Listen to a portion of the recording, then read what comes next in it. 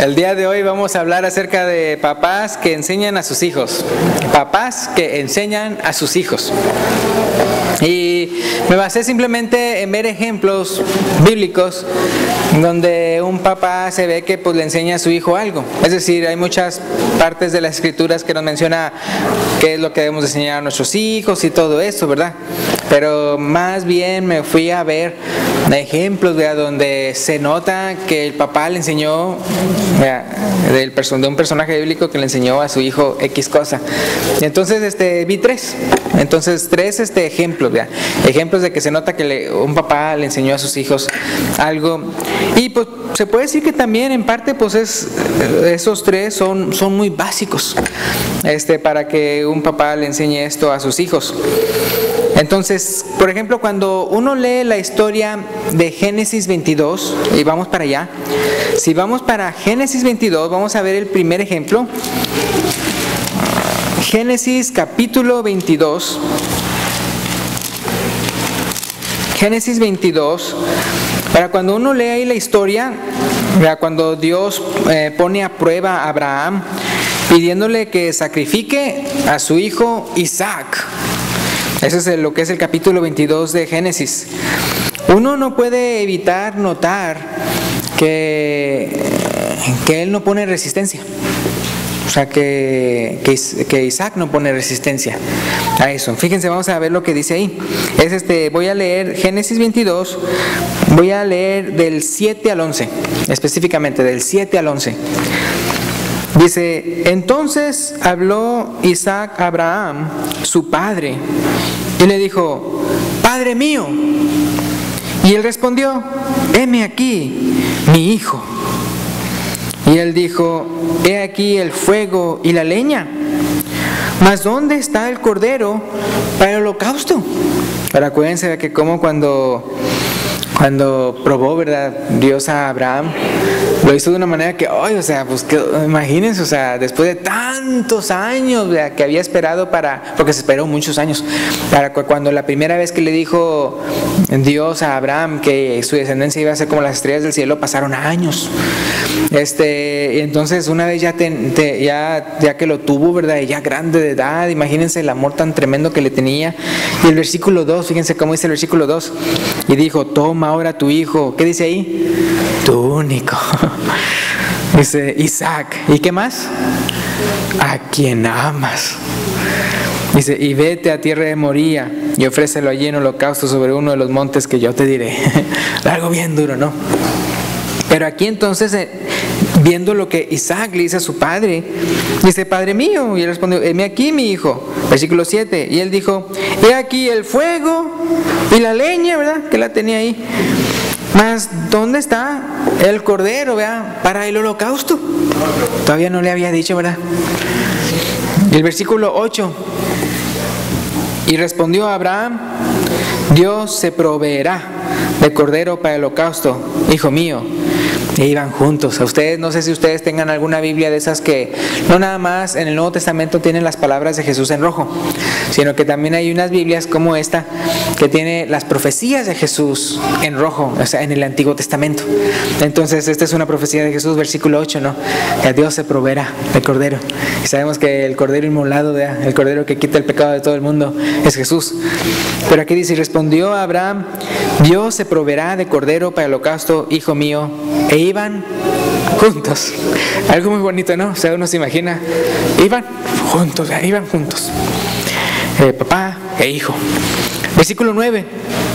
Y cuando llegaron al lugar que Dios le había dicho, edificó allí Abraham un altar y compuso la leña. ¿Y qué dice ahí? Y ató a Isaac, su hijo, y lo puso en el altar sobre la leña.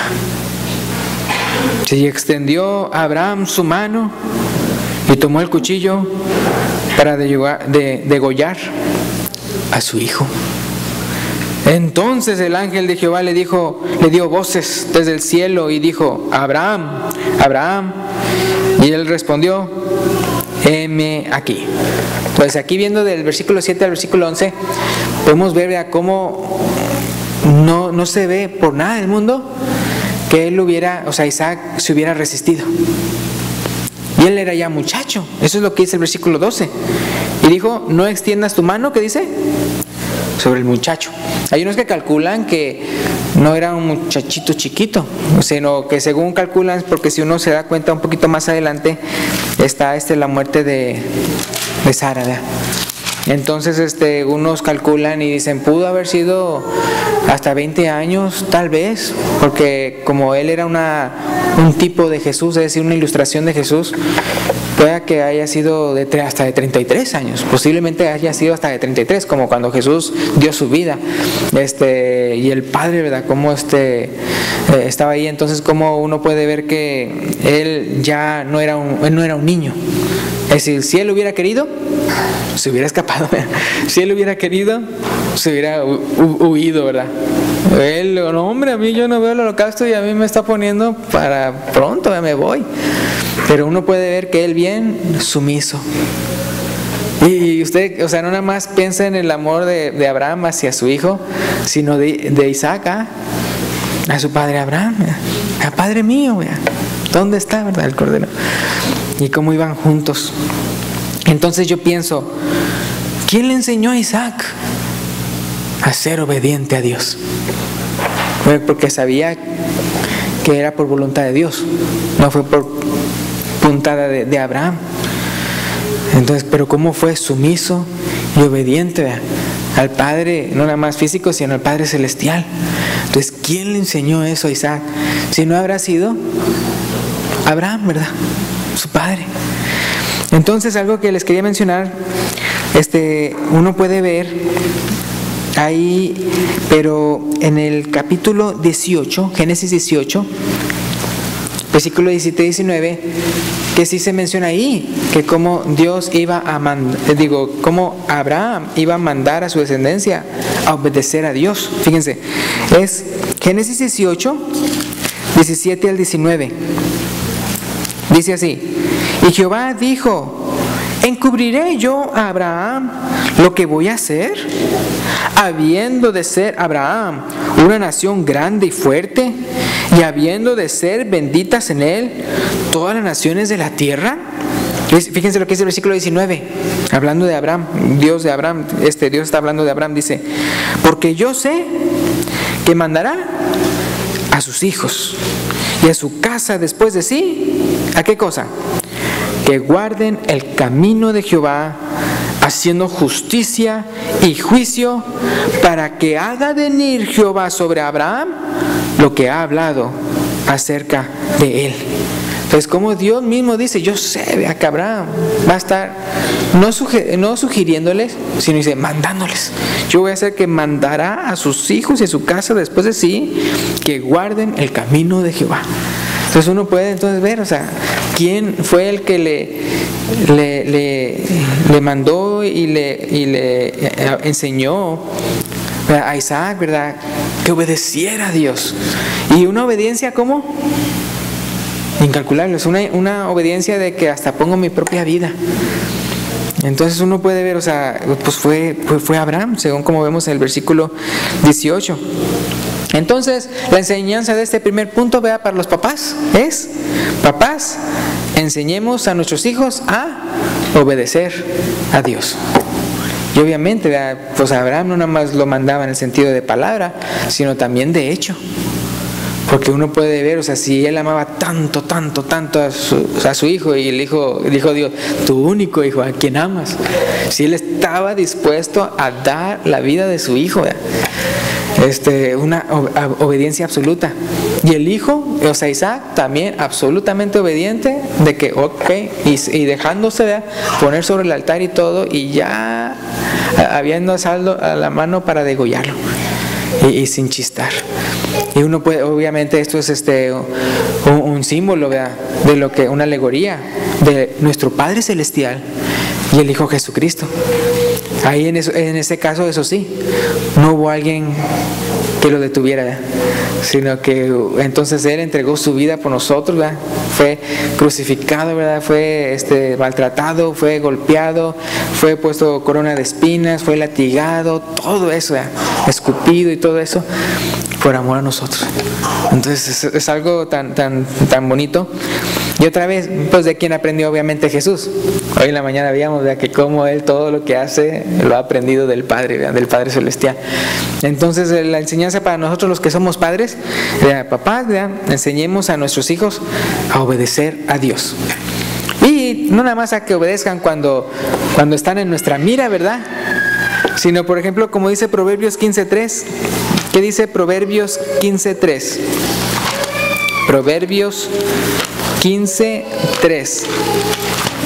Ahí después de Salmos. Proverbios 15:3 dice: los ojos de Jehová están en todo lugar, mirando a los malos y a los buenos. Yo me acuerdo que cuando era niño, este es uno de los que me aprendí. Este es uno de los versículos que me aprendí. Ya, que los ojos de Jehová están en todo lugar, mirando a los malos y a los buenos. Ya. Proverbios 15:3. Entonces uno desde chico va aprendiendo, ¿verdad?, que como Dios está en todo lugar.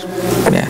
Podremos engañar a nuestros papás, podemos engañar a cualquier persona, pero a Dios, ¿verdad?, no podemos burlarnos de Él, porque Él está en todas partes.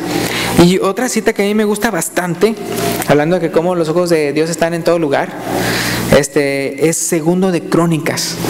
Segundo de Crónicas, es uno que me gusta mucho. La primera parte de ese versículo, le digo porque el segundo habla conforme al contexto, lo que está hablando el contexto, pero me gusta el principio que menciona ahí en cuanto a los ojos de Dios. En Segundo de Crónicas, capítulo 16, la primera parte del versículo 9. La primera parte del versículo 9, este está muy bonito. Dice: porque los ojos de Jehová se contemplan toda la tierra, para mostrar su poder a favor de los que tienen corazón perfecto para con Él. ¡Wow! ¡Qué bonito!, ¿no? Y obviamente ahí después está el regaño, porque Él está diciendo, ¿verdad?, a Él, ¿verdad?, de que pues hizo mal, ¿verdad? ¿Cómo es posible? Si tú deberías de saber esto. Lo cual es: los ojos de Jehová contemplan toda la tierra para mostrar su poder a favor de los que tienen corazón perfecto para con Él. Entonces así, o sea, todos pues tenemos que pensar en eso. Entonces bien bonito, ¿verdad?, que como así también nuestros hijos, que no piensen nada más en el sentido de que, ay, mira, Dios me está mirando, y como negativamente en el sentido de que, ay, me tengo que portar bien, sino que verlo también de manera positiva. Los ojos de Jehová están sobre mí, o sea, me están viendo. Y están viendo mi rectitud, y están viendo mi corazón, ¿verdad?, que quiero agradarlo a Él. Y Dios se va a agradar. ¿Y qué va a hacer? Lo va a bendecir a uno. Así como dice aquí en Segundo de Crónicas, 16:9. O sea, quiere mostrar su poder a favor de los que tienen corazón perfecto para con Él. Entonces, esto es bien bonito, ¿verdad? Entonces, padres, enseñemos a nuestros hijos a obedecer a Dios, el verdadero Dios. El segundo punto, que también es otro ejemplo, ¿verdad?, de enseñanza de un padre hacia su hijo, está en Mateo 13. Vamos a ir para Mateo 13. Mateo capítulo 13. Aquí está entre mis hojitas que están separadas. Mateo capítulo 13.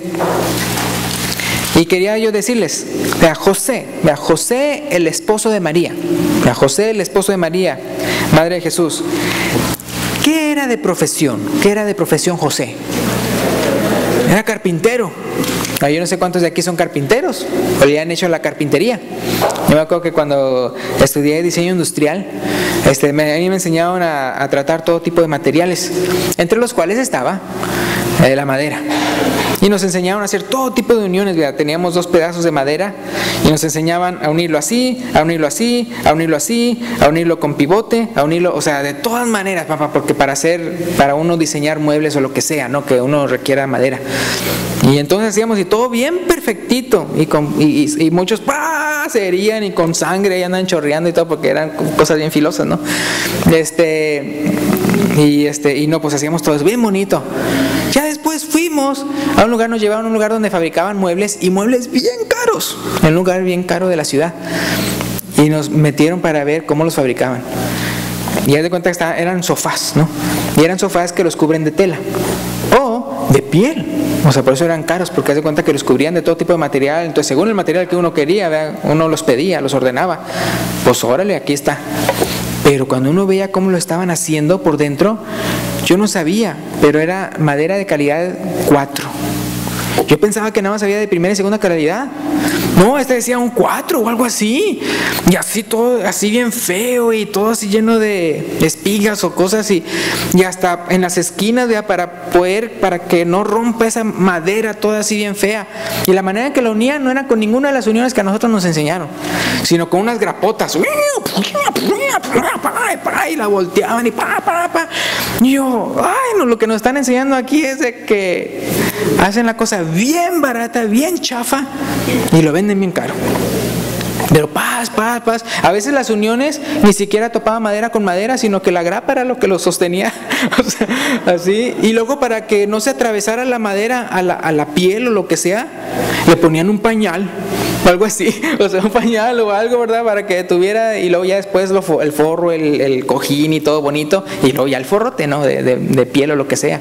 Pero, oh, wow, nos abrieron los ojos de cómo era la realidad, ¿no? Y nosotros estábamos aprendiendo obviamente mejor que eso. Pero entonces, carpintería. Ustedes todos dijeron, vea, él era de profesión carpintero. Y Mateo 13:55 dice, ¿cómo dice ahí? Mateo 13:55. Dice, aquí están hablando acerca de Jesús. Y dicen, ¿no es o sea, Jesús, el hijo del carpintero? ¿No se llama su madre María y sus hermanos, vean, Jacobo, José, Simón y Judas? Y luego nuestras hermanas, dice ahí, y sus hermanas, perdón. Entonces uno dice, vean, hijo de carpintero. Y qué bonito, hermanos, qué bonito es cuando los papás le enseñan un oficio a sus hijos, ¿verdad? O sea, qué bueno que los papás le enseñan a sus hijos, ¿verdad? Un oficio. Ahora, no necesita ser tal vez el mismo oficio, pero por lo menos les enseñan al hijo a defenderse en la vida. O sea, no nada más en cuanto tú seas obediente a Dios, porque la persona puede ser bien obediente a Dios y sale de su casa sin saber qué hacer. Pero no, o sea, tiene que tener un oficio, tiene que tener algo con el cual, como dicen, que se gane la vida. En inglés, ¿cómo se dicen? Making a living, ¿verdad? How do you make a living? Así dicen. O sea, ¿cómo te ganas la vida? Entonces, es muy bonito cuando los padres le enseñan a los hijos un oficio. Otra vez, no necesariamente tiene que ser el mismo, pero algo que defienda en su vida, algo que le enseñan a su hijo a ser un hombre responsable y trabajador, no dependiendo de los demás. Entonces, en el caso de José, le enseñó a Jesús carpintería. Y eso lo vemos en Marcos capítulo 6, versículo 3. Marcos capítulo 6, versículo 3. Marcos 6, 3. Entonces, qué interesante, ¿verdad? Jesús, ¿verdad? También era carpintero, ¿verdad? Entonces, Marcos capítulo 6, versículo 3. Hablando, es la misma referencia, o sea, me refiero al relato, pero aquí fíjense cómo está escrito. Marcos 6:3.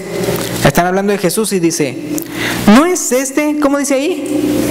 El carpintero, hijo de María, hermano de Jacobo, de José, de Judas y de Simón. ¿No están también aquí con nosotros sus hermanas? Y se escandalizaban de él, ¿verdad? Pero como dice, ¿verdad? ¿No es el carpintero? Imagínense, hermano, yo no sé, pero imagínense qué tipo de muebles habrá hecho Jesús. Digo, porque si era carpintero significaba que lo practicaba, ¿verdad? No nada más en cuanto a teoría, ¿verdad? Sino que lo practicaba. Imagínense, había tal vez hasta personas por ahí que hasta tenían sus muebles en sus casas.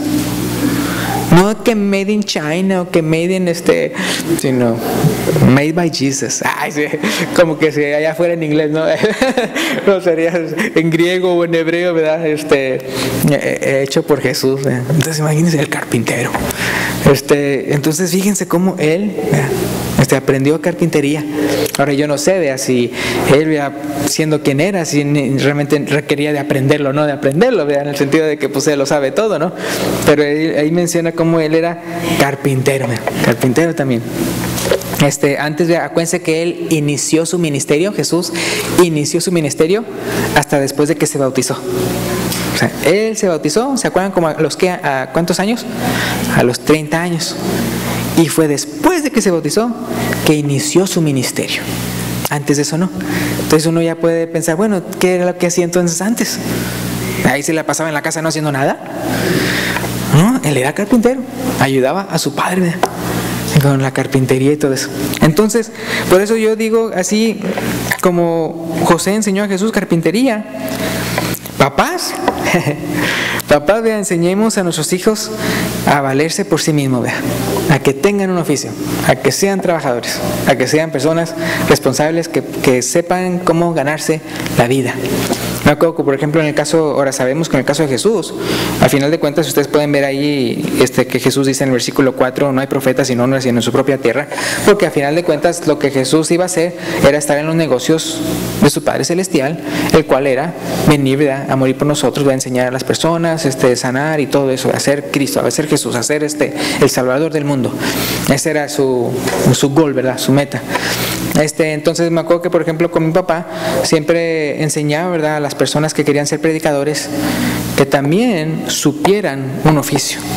Entonces, por ejemplo, cuando él apoyaba o así, ¿verdad?, institutos bíblicos y todo eso, decían, esos institutos bíblicos también les tienen que enseñar a valerse por sí mismos. Porque, como por ejemplo, en el caso de Pablo, cuando no recibía ayuda, ¿verdad?, de ninguna iglesia, el apóstol Pablo, ¿qué era lo que hacía? ¿Cuál era su oficio? Hacer tiendas. Y él hacía tiendas, ¿ya? No me refiero a tiendas de Walmart y todo, sino como tiendas tipo de campaña, ¿no? Entonces de ahí sacaba dinero, ¿ya? Si es que no había dinero, pues ahí estaba, tenía con qué defenderse, ¿no? Y yo me imagino que el apóstol Pablo, siendo quien fue, ¿verdad?, enseñado a los pies de Gamaliel, todo eso, que él también pudo haber sido maestro y muchas otras cosas, ¿no? Era una persona muy estudiada. Pero entonces, por ejemplo, en el caso con mi papá, entonces él estudió, ¿verdad?, para ser ministro, pero él también estudió para ser doctor.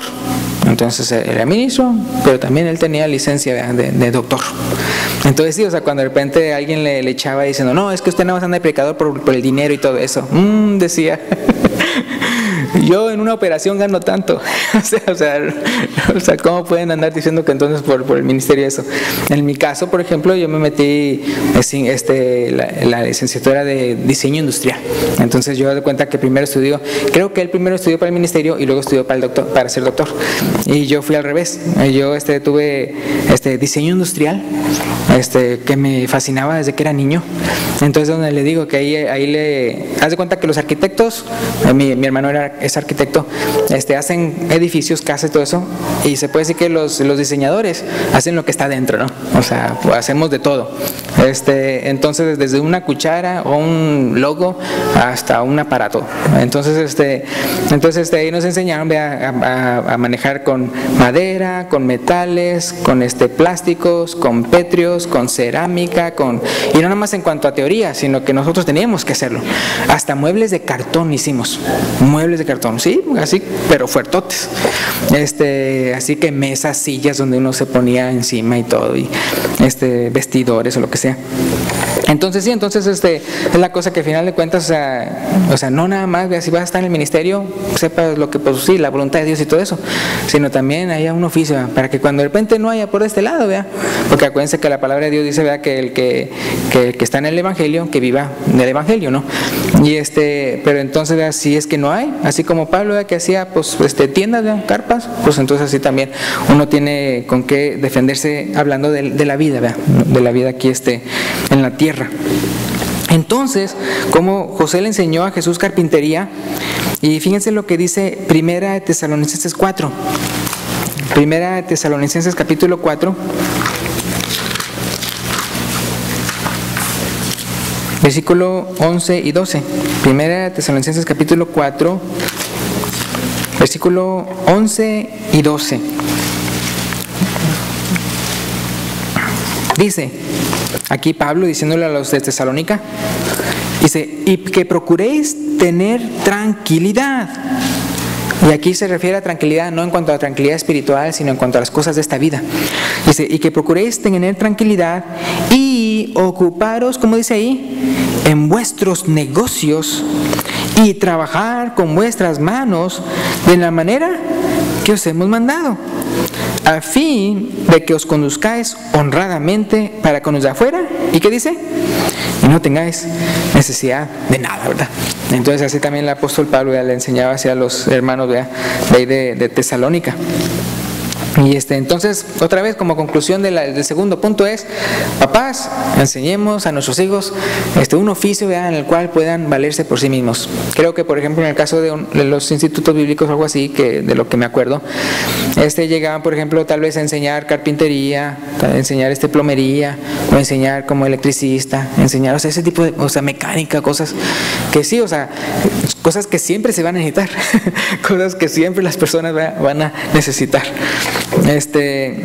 Entonces aquí, vean, papás, enseñemos a nuestros hijos a cómo ganarse la vida. Ahora, el punto número 3, otro ejemplo, vean, otro padre enseñándole a su hijo.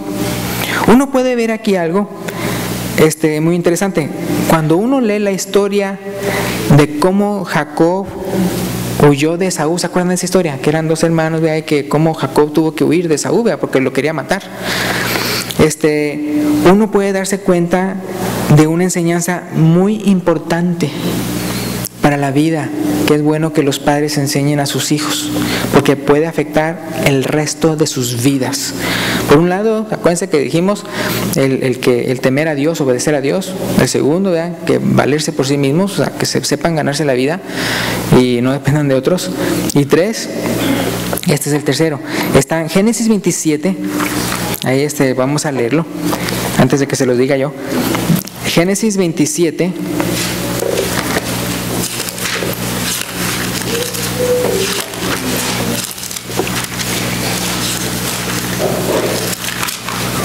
Génesis 27, del 41 en adelante. Génesis 27, del 41 en adelante. Nada más para ver el contexto, ¿verdad?, de lo que está pasando. Dice: y aborreció Esaú a Jacob por la bendición que su padre. Ahora, ¿quién era el padre? Era Isaac, ¿verdad?, que es hijo de Abraham, de lo cual ya hablamos en el primer punto. Dice, fíjense, por la bendición que su padre le había bendecido, o sea, Jacob. Y dijo en su corazón, o sea, Esaú: llegarán los días del luto de mi padre, o sea, cuando él ya se muera, ¿no? Y yo mataré a mi hermano Jacob. Y dice, nada más voy a esperar a que se muera y lo voy a matar. Versículo 42, o sea, que muera mi papá y mató a mi hermano. 42, y fueron dichas a Rebeca las palabras de Esaú. Rebeca es la mamá, ¿verdad?, las palabras de Esaú, su hijo mayor. Y ella envió y llamó a Jacob, su hijo menor, y le dijo: he aquí, Esaú tu hermano se consuela acerca de ti con la idea de matarte. Versículo 43, ahora pues, hijo mío, obedece a mi voz, levántate y huye a casa de Labán, mi hermano, en Harán, y mora con él algunos días, hasta que el enojo de tu hermano se mitigue, hasta que se aplaque la ira de tu hermano contra ti y olvide lo que le has hecho. Yo enviaré entonces y te traeré de allá, porque seré privada de ambos en un día.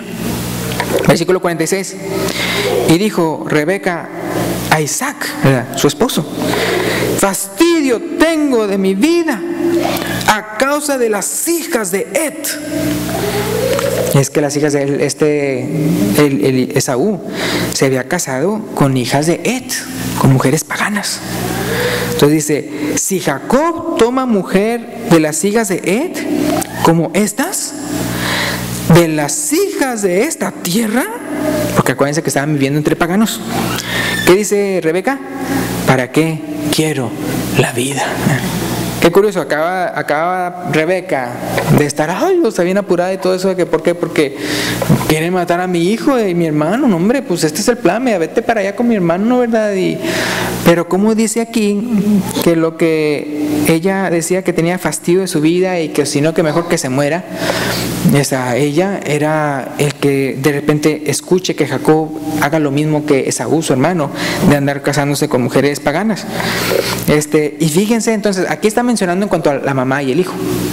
Pero ahora vamos a ver el papá, o sea, lo que dice el papá. Entonces, capítulo 28. Capítulo 28, el versículo 1 en adelante.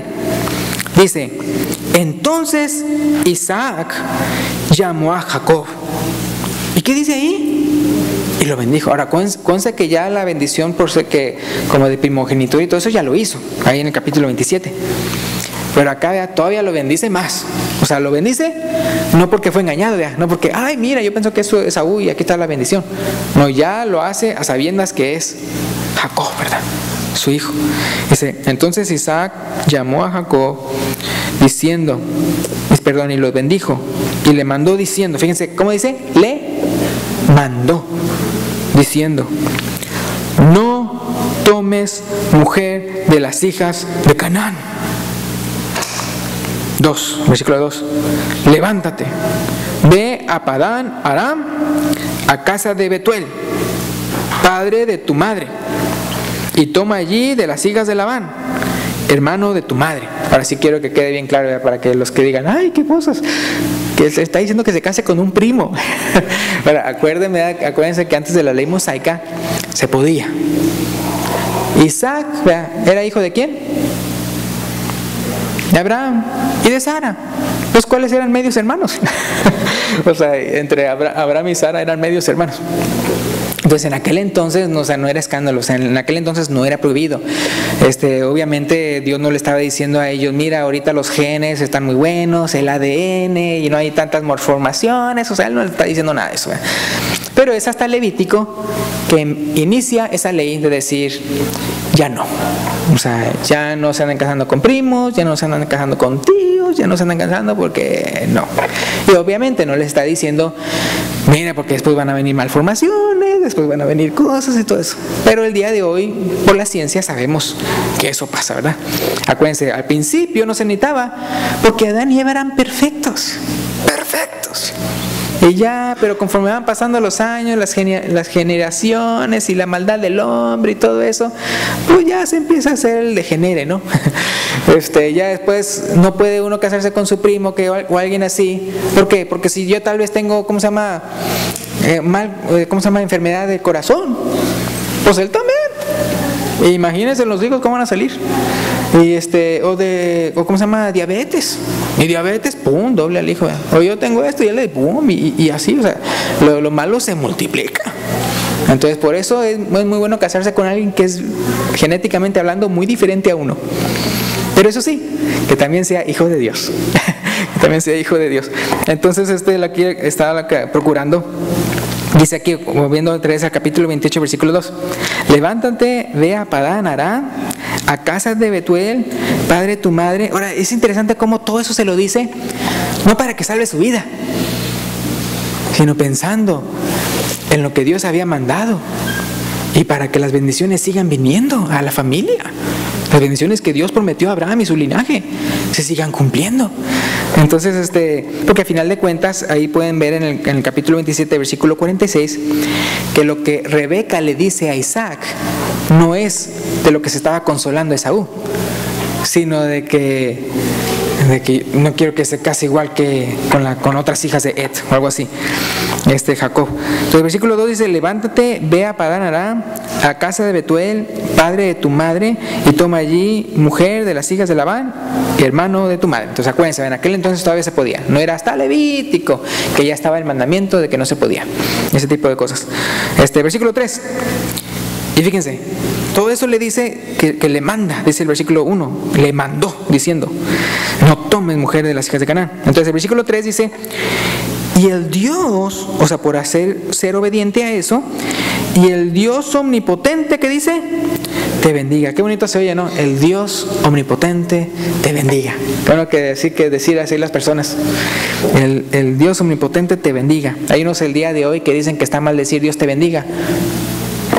O sea, ¿por qué? O sea, es simplemente si alguien me está contando, hermano, fíjese, ore por mí, vea, para que pues salga bien el examen médico, qué sé yo. Y yo le digo, Dios te bendiga, ¿qué es lo que estoy queriendo decirle? No le estoy queriendo decir, no, mira, tú no eres hijo de Dios y todo eso, y no tienes las bendiciones que Dios ha puesto a los hijos, vea, lo cual dice Efesios ahí, que hemos sido bendecidos con toda bendición espiritual, etcétera, etcétera. No le estoy queriendo decir eso. ¿Qué le estoy queriendo decir? Pues de que salga bien en sus resultados médicos. O sea, así de fácil. O sea, simplemente es, y qué bonito aquí, vea, el Dios omnipotente te bendiga. Y conste que él ya lo había bendecido, y conste de que, o sea, esa bendición de la primogénito ya se le había pasado a Jacob. Pero no tiene nada de malo andar diciendo Dios te bendiga. Se dice, y el Dios omnipotente te bendiga y te haga fructificar y te multiplique hasta llegar a ser multitud de pueblos, y te dé la bendición, ¿qué dice ahí? De Abraham. Te dé la bendición de Abraham y a tu descendencia contigo, para que heredes la tierra en que moras, que Dios dio a Abraham, ¿verdad?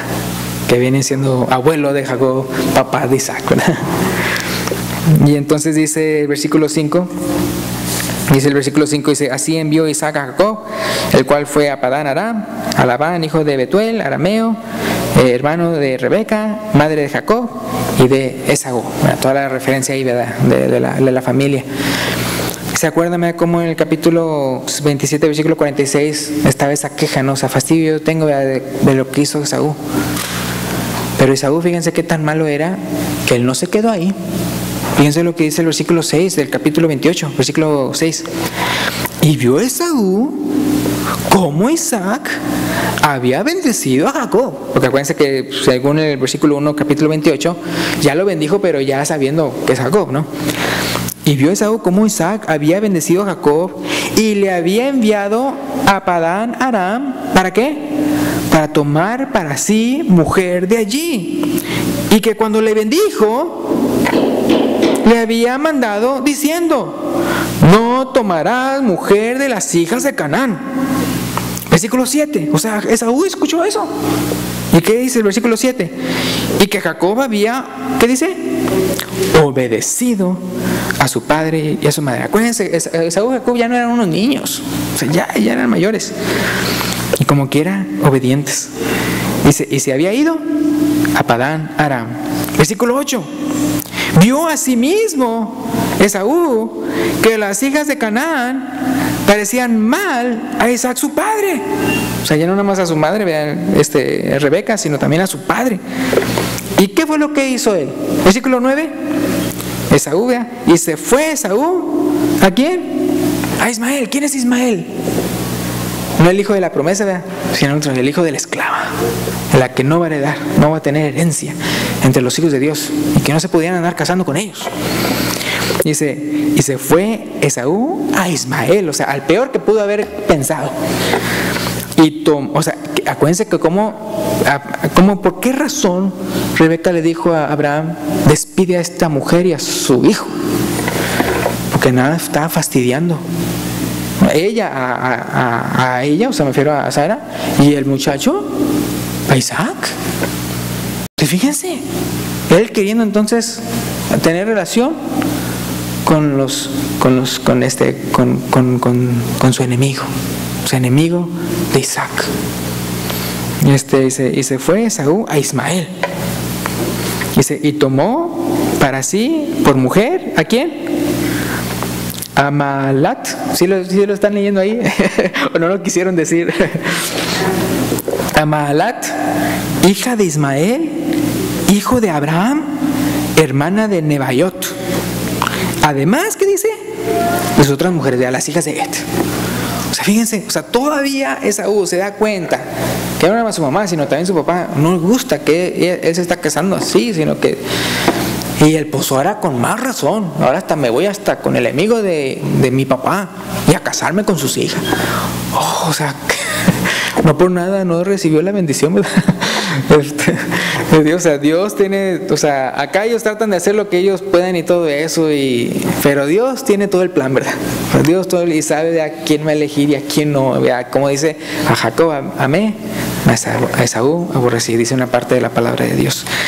Entonces aquí con el punto número 3, Y es verdad, papás, enseñemos a nuestros hijos a no casarse con paganas.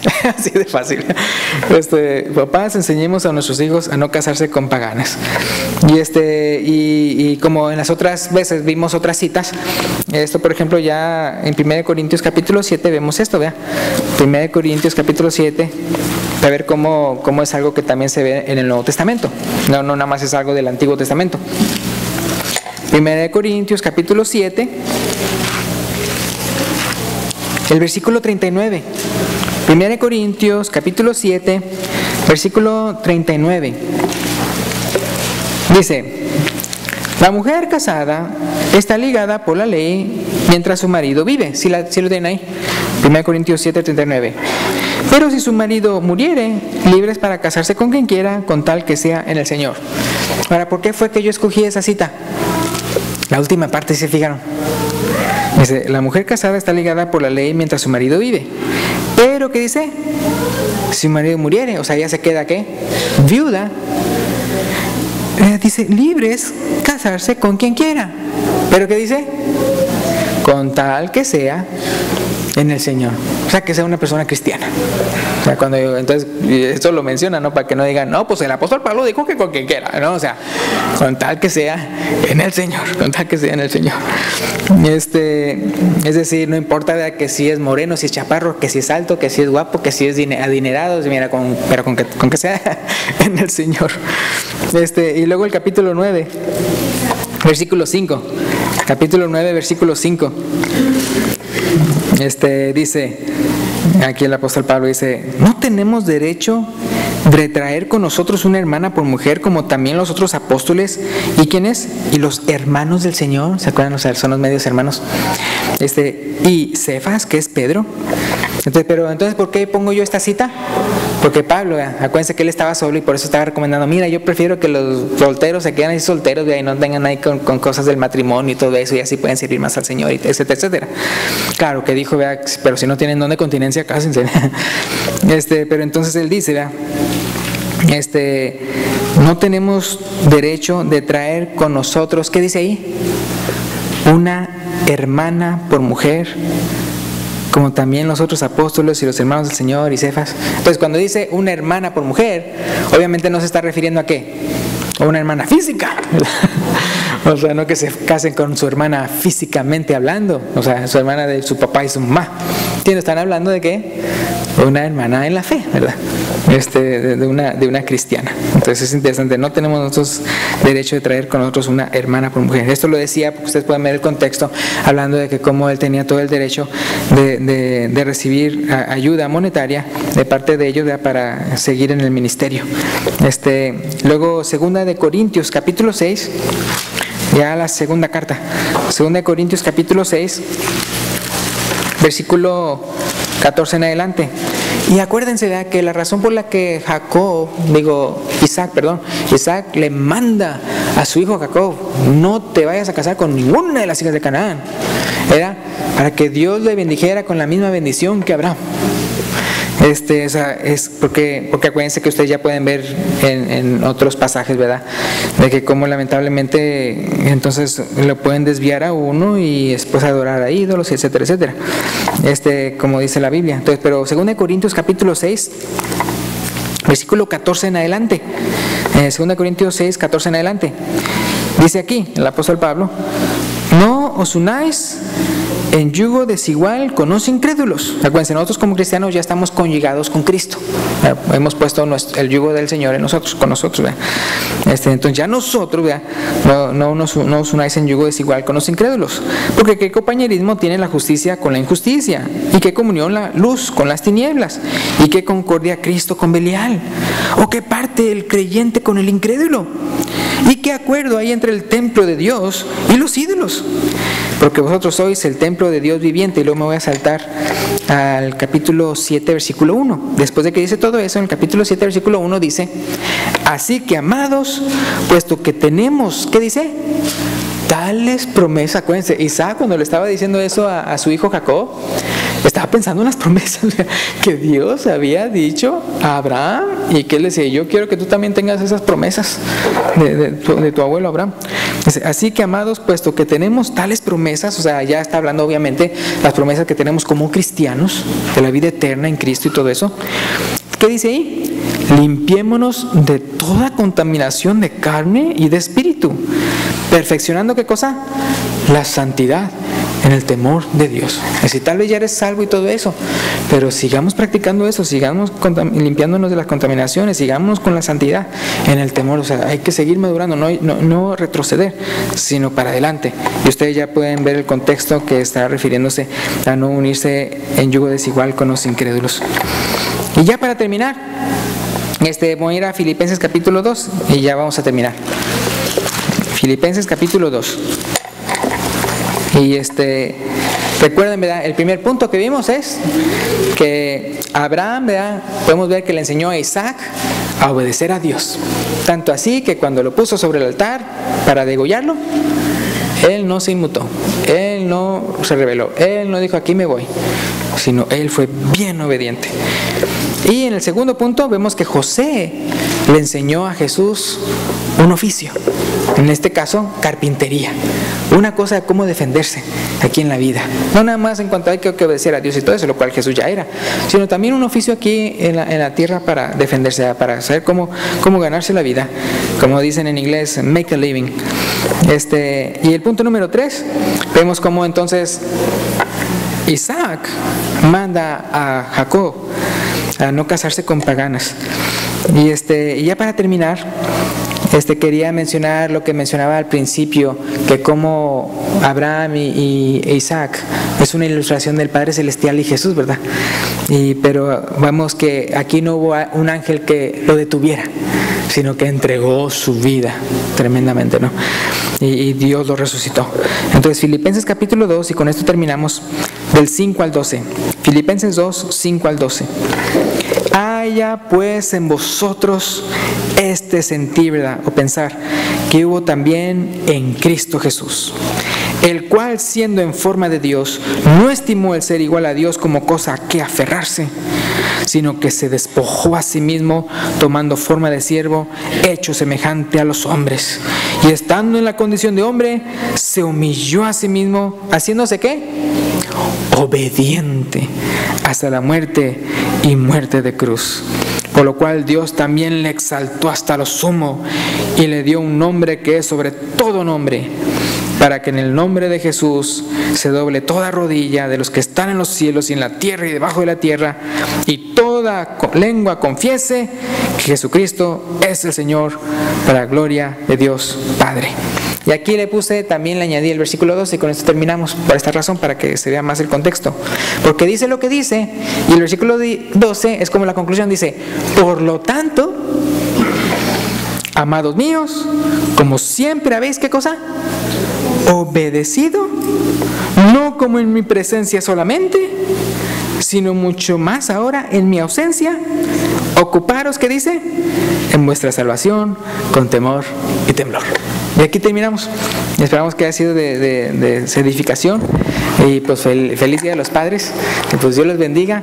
Y si hay una persona aquí, ¿verdad?, que todavía no ha obedecido a Jesús, que tiene uno que creer, confesar, ¿verdad?, su fe en Él, en arrepentirse, bautizarse, ¿verdad?, para el perdón de pecados y recibir el don del Espíritu Santo, lo puede manifestar cuando tengamos el himno de invitación.